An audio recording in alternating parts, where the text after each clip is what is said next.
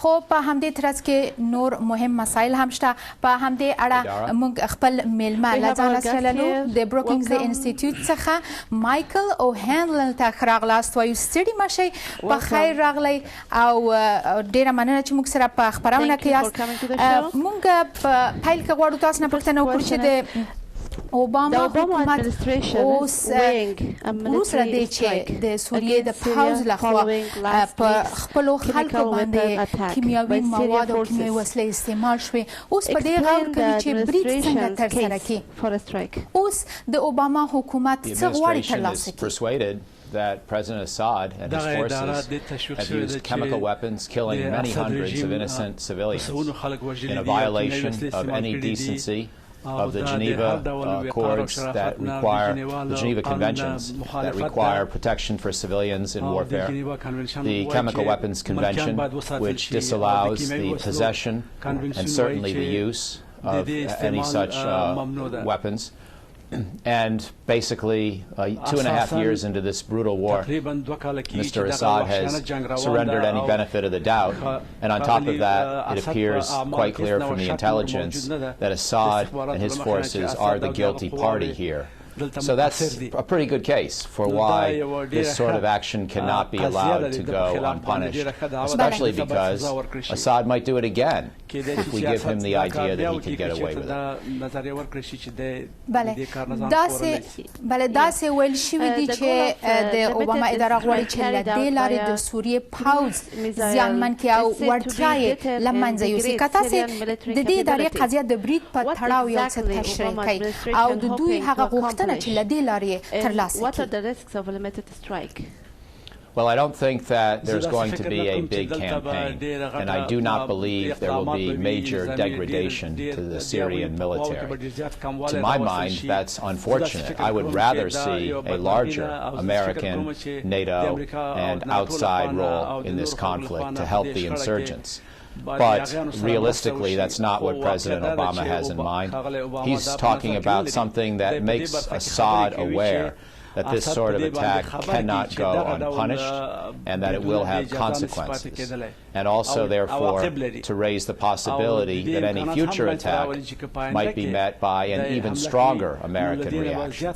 In other words, I don't know if the military significance of the targets is all that crucially important. It would be nice if Assad lost some of the assets that he considers important, so he realizes that, in fact, there is a real price, not just a symbolic price, for this kind of heinous and brutal behavior on the part of his forces.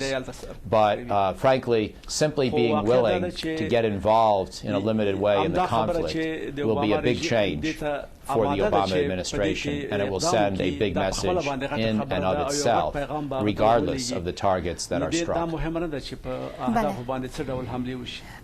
دا مسله به په سیمه کې د امریکا پر ستراتیژیکو ګټو باندې څه ډول اغیز ولري؟ American interests in the region, I believe, are still under threat, just as the interests of many other countries are under threat.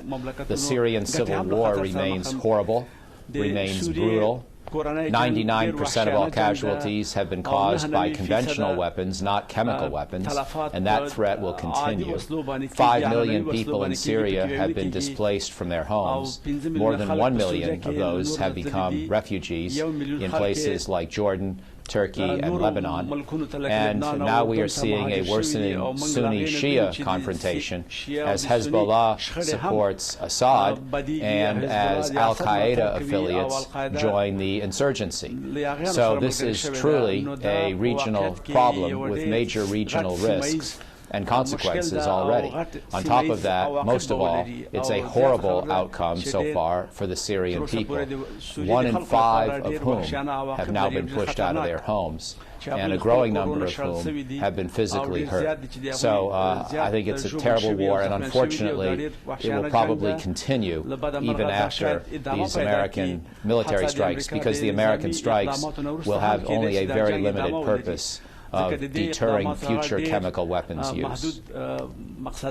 بله د افغانستان او په عراق کې د جنگ په تړاو جنرال مارټن ډیمسي ډیر مهم ټکی ته اشاره کړې ده او هغه ویلي دي چې د دې ترڅنګ چې په سوریه کې د بشار الاسد رژیم ته سزا ورکړل شي باید د دې هیواد هغه فعال هیواد په توګه وساتل شي یعنی له پښو ونه غورځول شي ټول ویجاړ نشي دا مهمه مسله ده.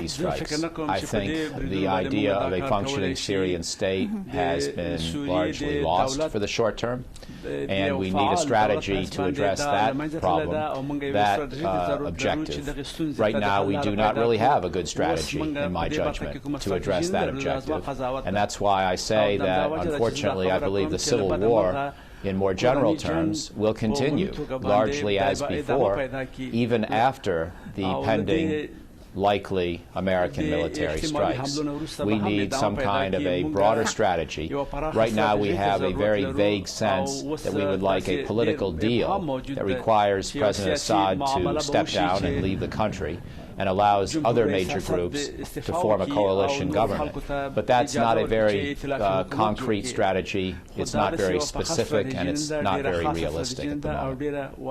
بله د بروکنز د انستیتوت څخه مایکل اوهانلن تاسو نه ډیره زیاته مننه کوو کور مو ودان خوشحاله اوسئ.